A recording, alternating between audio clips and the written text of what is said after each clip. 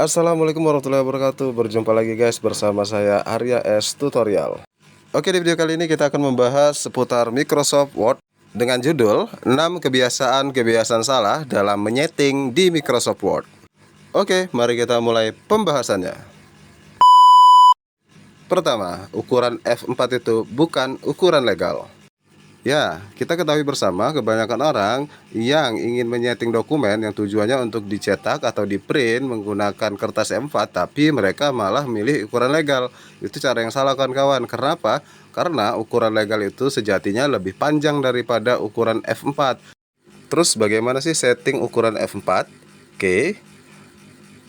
Langkahnya kita masuk ke size di page layout, selanjutnya kita pilih more paper size. Nah, di situ ada lebar dan juga tinggi. Di bagian lebar kita ukur dengan ukuran 21,5 cm. Selanjutnya di bagian tinggi kita ukur dengan ukuran 33 cm. Nah, selanjutnya tinggal kita klik OK aja kawan-kawan. Terakhir, bisa kita simpulkan bahwasannya F4 itu lebih pendek daripada legal. Di Indonesia, F4 itu lebih umum digunakan dibanding legal, atau F4 bisa sering disebut dengan folio. Dan di beberapa printer, legal itu ada pilihan bawaan, tetapi kalau F4 itu harus disetting manual. Gimana? Sudah tahu kan? Kedua, ganti halaman. Tekan Enter atau insert page break sih?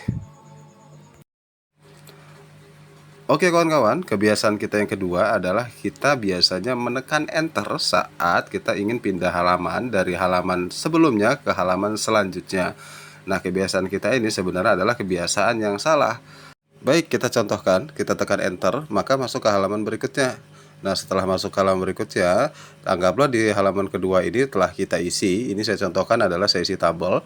Untuk menandai, saya beri dengan warna kuning terlebih dahulu ya. Saya kasih shading dengan warna kuning.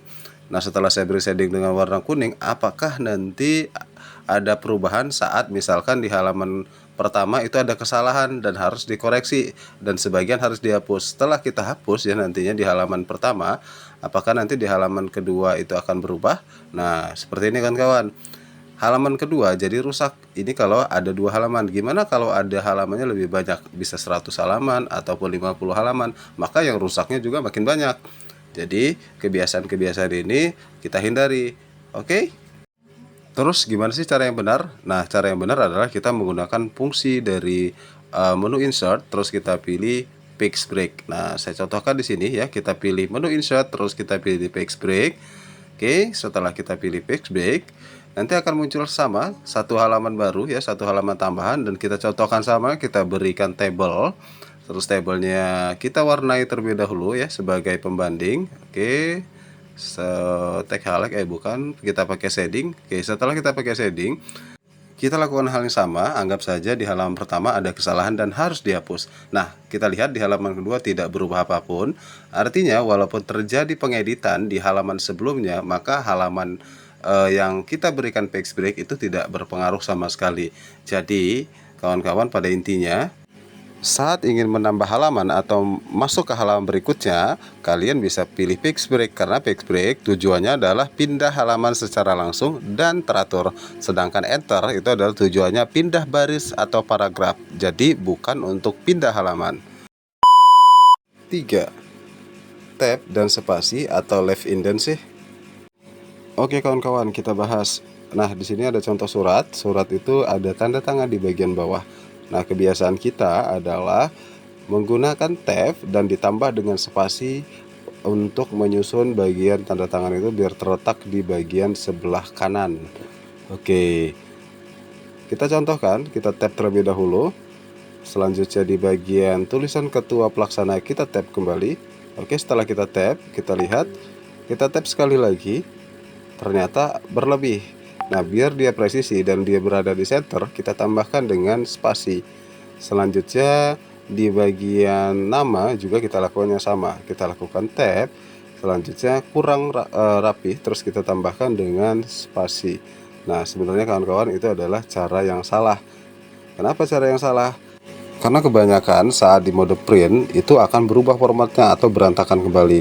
Nah, seperti ini kawan-kawan cara yang benar, kita menggunakan ruler ya. yang ada di bagian atas surat kita. Caranya kita blok terlebih dahulu. Setelah kita blok, kita tuju ke arah ruler, kita pilih namanya left indent. Oke, setelah kita pilih left indent, caranya kita klik tahan tarik, kita tuju ke sisi kanan.